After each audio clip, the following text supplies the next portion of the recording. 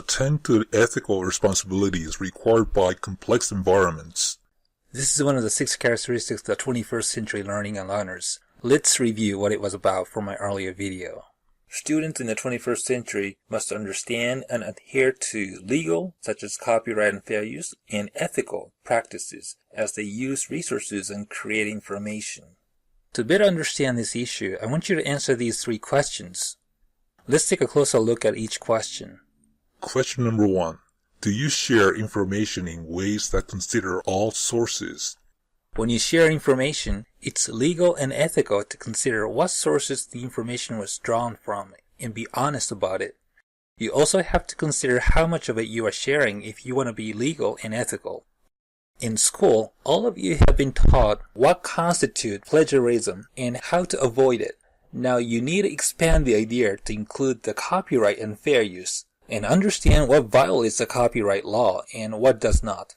Here's one of the common misunderstandings I frequently see among many college students. Suppose you are a math teacher and created a short lesson video about a unique method to square 2-digit numbers. You learned this method from this video created by me. You wanted to show exactly the same thing in your video, so you downloaded my video and inserted it into your own video. When you were asked about the copyright, you said, "It would be alright. I gave credit by including the URL of his video."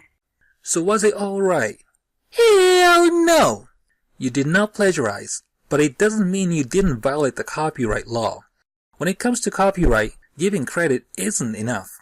As an author of this original math video, one thing I might say to you is that you used too much of it, especially if you use my video in its entirety.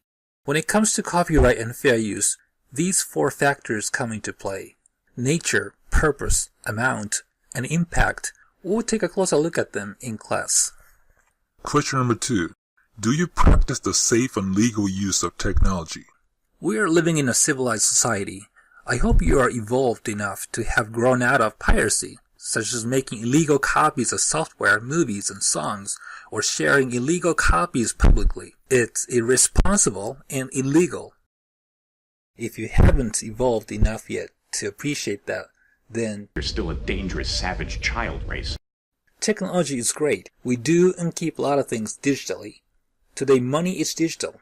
We keep our personal information digitally, such as a bank account, credit card account, email account, Facebook account, and so on. Unfortunately, there are people who would try to tamper with your personal accounts and invade your privacy and violate your identity. We need to learn to protect ourselves from such scums of society. High-tech cheating has also become a problem. Wireless technology has made it really easy to cheat and really difficult to detect cheating. For example, cheaters nowadays are using high technologies such as Bluetooth watches and pen scanners. Pen scanner consists of a minute camera through which the cheater click photos of the question paper and send outside to their helper through a mobile which is connected to the pen scanner. The helper has arranged 3 to 4 teachers who solve the question paper within half an hour. The cheater is having a very small Bluetooth earpiece in his ear which is connected to the mobile phone with him. The helper calls the student on his mobile, which is on auto-answer mode, and dictates to him all the answers. Another problem is that a lot of people now share their own cheating techniques on YouTube. It's like a pandemic. I was appalled when I watched this ABC News. Hey YouTube, it's me Kiki, and today I'm going to show you guys how to cheat on a test the effective way. She's not just effective at cheating, Kiki is effectively teaching millions how to cheat, sliding a tiny answer-filled piece of paper into a clear-tubed pen. And I know it's not a good thing to cheat, it's like academic dishonesty and blah blah blah, but you know, I think everyone has at least done it once. It's not like I promoted cheating or anything. It would be the viewer's fault if they actually, listen to me or listen to any other video on, cheating. She must be tripping. It's exactly like she promoted cheating. So the first time I got a message from a kid telling me he used it or he was going to use it, it really made me kind of sad and felt pretty guilty about it.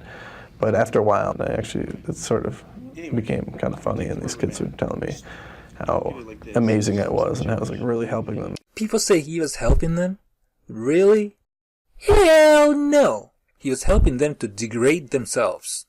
This leads to the next question. Question number 3. Do you create products that are both informative and ethical? So those students from the ABC News created videos on how to cheat on exams. Were those videos informative? Yes. But were they ethical? Hell no! Again, we live in a civilized society. We should be evolved enough to create and do things that are informative and ethical. If you're tempted to do something unethical, you are Typical. So typical. Savage life forms never follow even their own rules. So don't be a savage. Evolve to be both smart and good.